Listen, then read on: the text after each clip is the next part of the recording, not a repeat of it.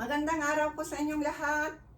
Andito na naman si Ate Estela ninyo sa harap ng kamera para magbigay na naman ng isang impormasyon na baka hindi nyo pa nalalaman.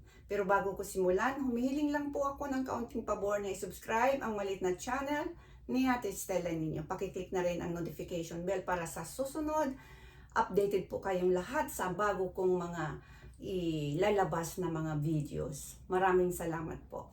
So guys, huwag na po tayong paligoy-ligoy pa. Simulan na natin ang ating topic ngayon. Ang topic natin ngayon ay nanggaling sa ating isang subscriber. Narito po ang kanyang katanungan. Madam, paano malalaman kung hindi pa nakarating ang isang babae sa kasiyahan? So yan po ang kanyang katanungan, kung paano ba daw malalaman. So, number 1, bakit ito bilang isang sign na hindi pa talaga o hindi talaga nakarating siya? Bigla ang paghinto. Kung nagmamadali siyang tapusin ang kasiyahan na nararamdaman niya nang walang pisikal na sinyalis ng pagod. So yan po ang isang palatandaan guys na hindi po natapos o hindi nakatapos.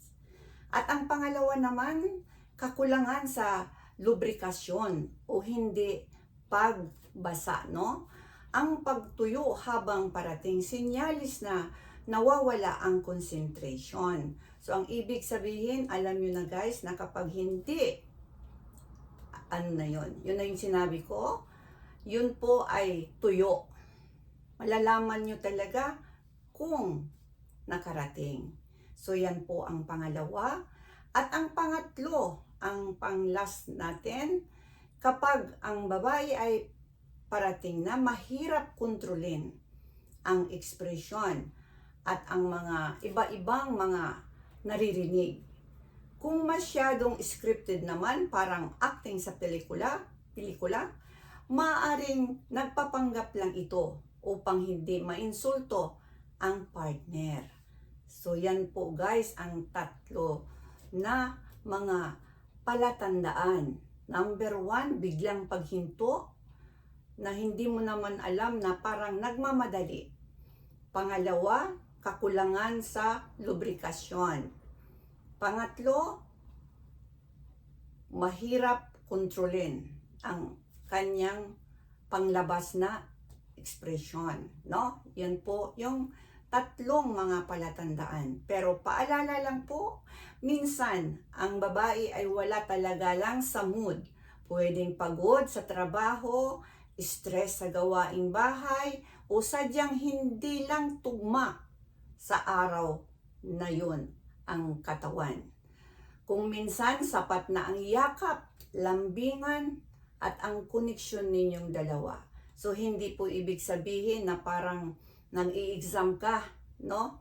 Na kailangang i-perfect mo ang score. Hindi naman po. May araw din na ayaw namin, may araw din namang mataas ang anong tawag dito, nasa level up talaga. So hindi po natin bigyan ng kung ano man, kung hindi man nakarating, no? Kaya yan po ang kasagutan sa iyong tanong. Maraming salamat sa iyong tanong at ginawan ko lang din ito ng video para pangkalahatan na rin, para magkaroon sila ng idea, ganito pala. So, yan po guys, maraming salamat sa araw na ito. Hanggang sa muli. At wag po sana kayong magsawang tumangkilik sa maliit na channel ni Ate Estela ninyo. Bye-bye! Bye-bye!